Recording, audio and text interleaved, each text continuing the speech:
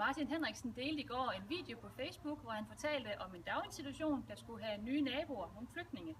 Og han opfordrede til at komme med lignende eksempler fra andre steder i landet. Det synes vi er en rigtig god idé, så det vil vi hermed gøre. Det her eksempel det er fra Viborg Kommune. Herinde har vi et ældrecenter. Går man så få skridt herover, ligger der nogle boliger, som tidligere stod tomme, men hvor der nu bor flygtninge. I starten gjorde de nye naboer de ældre lidt utrygge, så de ældre besluttede sig for at invitere de nye naboer på besøg i ældrecenteret.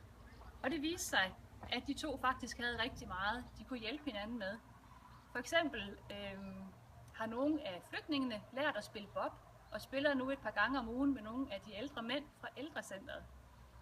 Flygtningene kører også tur med nogle af de ældre kørestolsbrugere et par gange om ugen, og hen over sommeren har flygtningene hjulpet med at male havemøbler og sætte andre ting i stand. Så uanset hvad man mener om flygtningepolitikken, så mener vi, at man skal tage kærlig hånd om både flygtningene og de ældre. Hvis du har andre lignende eksempler, så vil vi opfordre dig til at dele dem på hashtagget god integration, fordi de her gode eksempler kan vi bare ikke få for mange af.